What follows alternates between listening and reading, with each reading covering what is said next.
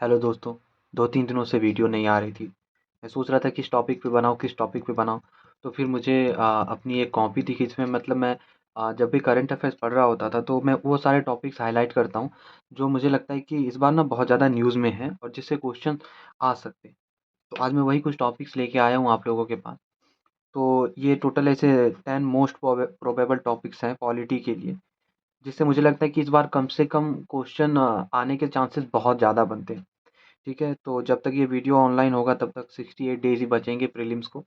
तो चलिए सबसे पहला ये टॉपिक देखते हैं। हालाँकि मैं आपको बस इस वीडियो में ये बतलाऊँगा कि कौन-सा टॉपिक न्यूज़ में क्यों था और इससे रिलेटेड क्वेश्चन क्या-क्या पूछ सकती है यूपीएससी। अगर आप लोग डिमांड करोगे तो मैं इससे रिलेटेड सेपरेट वीडियोज़ भी लेके आ जाऊँगा, जहाँ मैं शॉर्ट नोट्स में आप लोगों को बता दूँ कि गवर्नर का पावर, गवर्नर के बारे में या इलेक्शन कमीशन।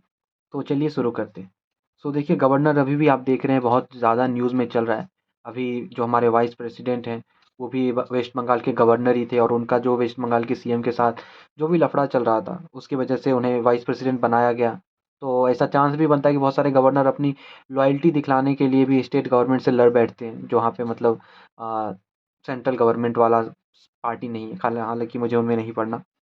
तो गवर्नर आप लोग बहुत ही अच्छे से पढ़ के जाइएगा, क्योंकि ये बहुत इंपॉर्टेंट है। कोई भी बुक आप लक्ष्मीकांत से देख लेना। ख़ास बात है कि ये सब देखना कि इसका टेन्योर क्या है, ठीक है? अपॉइंटमेंट का प्रोसेस क्या होता है? उसके बाद ये भी देखना कि जो यूनिवर्सिटी है, इसके चांसलर होते हैं ये, ठीक है? तो इससे रिलेटेड क्या लॉ, क्या कानून बना हुआ है, ये ज़रूर देख लेना। सो पहला आपका गवर्नर बहुत इंपॉर्टेंट हो जाता है। दूसरा स्टेट लेजिस्लेटिव असेंबली और काउंसिल, क्योंकि भैया लड़ाई झगड़ा जो हो रहा है वो गवर्नर और स्टेट लेजिस्लेटिव असेंबली के बीच ही हो रहा है, सीएम, ठीक है? अब जब सीएम को देखोगे, मैं मॉक लगा रहा था तो मुझे एक क्वेश्चन मिला उसमें। अब जैसे आप ये देखो कि हमारा जो शेड्यूल है, शेड्यूल नंबर 2, ये इमोल्यूमेंट्स या सैलरी से रिलेटेड बात करता है, लेकिन उसमें कहीं पे भी सीएम के सैलरी से रिलेटेड कोई भी बात नहीं है, ठीक है? तो ये सब आपको ना अच्छे से कवर करना है, जैसे कि स्टेट लेजिस्लेटिव असेंबली में गवर्नर का क्या रोल, क्या पावर होता है, ठीक है? फिर काउंसिल है, तो काउंसिल में मैक्सिमम कितने कितने मेंबर हो सकते हैं, मैक्सिमम कितना हो सकता है, मिनिमम कौन होता है, उसमें कितने नंबर मेंबर्स कैसे-कैसे होते हैं, क्या पावर है दोनों के बीच का, ये अच्छे से देख लीजिएगा। फिर आता है भैया इलेक्शन कमीशन ऑफ इंडिया।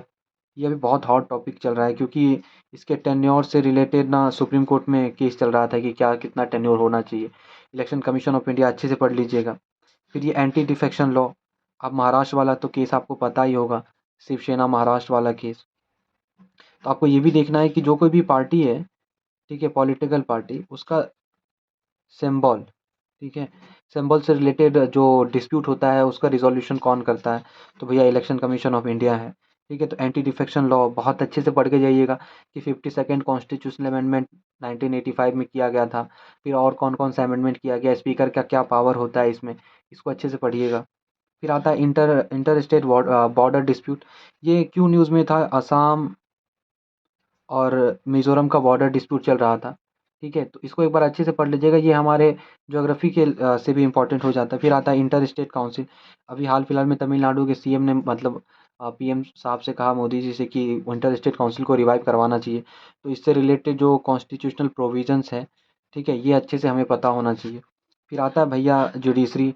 आपको पता ही है कि हर साल इससे क्वेश्चन आता ही है। पिछले साल भी रिट ज्यूरिसडिक्शन से क्वेश्चन आ गया था। इसमें ना आप कॉलेजियम सिस्टम को बहुत अच्छे से पढ़िएगा, क्योंकि कॉलेजियम सिस्टम बहुत इंपॉर्टेंट है। और आप अगर ये देखो तो बेसिक स्ट्रक्चर डॉक्ट्राइन वाला भी मैं आगे बताऊंगा इसमें। तो कॉलेजियम सिस्टम, क्योंकि जब डीवाई चंद्रचूड़ जी को चुना गया था तो वो उस समय वहाँ पे मौजूद नहीं थे उस कॉलेजियम में, ठीक है? फिर भी उन्हें इसे चुना गया। तो ये कुछ थोड़ा सा कंट्रोवर्सी हुआ था। आप कॉलेजियम सिस्टम देख सकते हो। फिर आता है भैया बात पार्डनिंग पावर का। हम सबको पता है बिल्किस बानो का केस, ठीक है? बिल्किस बानो के केस में जो पार्डनिंग पावर कौन-सा वाला इस्तेमाल किया गया, हालाँकि उसमें प्रेसिडेंट और गवर्नर का नहीं था, उसमें कुछ अलग पार्डनिंग पावर यूज़ किया गया था। तो आप ये अच्छे से पढ़ लोगे, ठीक है? फिर आता है बेसिक स्ट्रक्चर डॉक्ट्राइन, जिसमें जैसा कि वाइस प्रेसिडेंट ने कहा था, ठीक है, कि एनजेएसी को जो मतलब कि इल्लीगल तक करार दे दिया गया था सुप्रीम कोर्ट से। तो ये बेसिक स्ट्रक्चर के नाम पे मतलब पार्लियामेंट की सुप्रीमेसी को या कॉन्स्टिट्यूशन के सुप्रीमेसी को कर्टेल किया जाता है। तो ऐसे कुछ मतलब चल रहा था मुद्दा। आप इसको अच्छे से पढ़िएगा, ये कि जो केशवानंद भारती केस में ये बेसिक स्ट्रक्चर डॉक्ट्राइन आया, ठीक है? और उससे रिलेटेड क्या-क्या मतलब जो मिनर्वा मिल का केस क्या था, ऐसे कुछ है केस, आप अच्छे से पढ़ सकते हैं। फिर आता है डिलिमिटेशन कमीशन। अभी देखा होगा आपने, जम्मू कश्मीर में डिलिमिटेशन कमीशन फॉर्म किया गया था। अभी हाल फिलहाल में असम में भी डिलिमिटेशन कमीशन बना। तो आपको इसका पूरा कॉन्स्टिट्यूशनल प्रोविज़न याद होना चाहिए।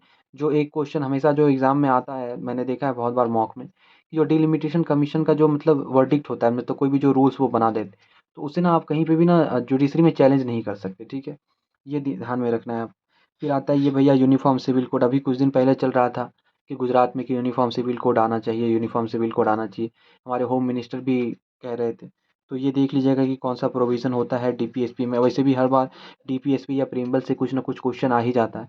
तो ये मतलब मैंने कुछ ऐसे 10 क्वेश्चंस बनाए थे।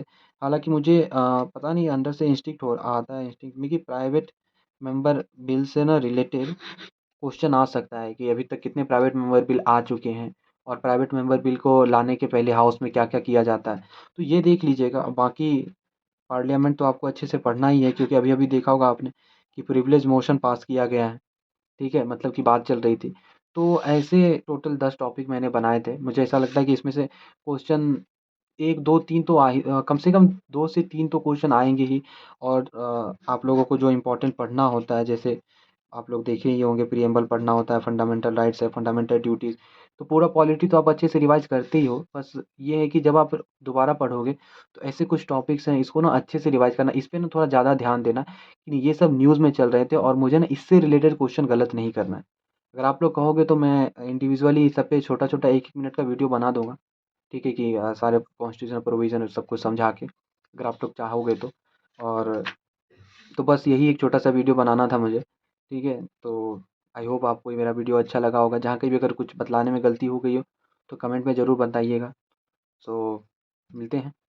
मैं वीडियो डेली नहीं डाल पा रहा हूँ, क्योंकि मेरा भी प्रीलिम्स है 23 को ही और थोड़ा-सा टाइम कम मिलता है इस वजह से। सो थैंक यू इतना सपोर्ट के लिए।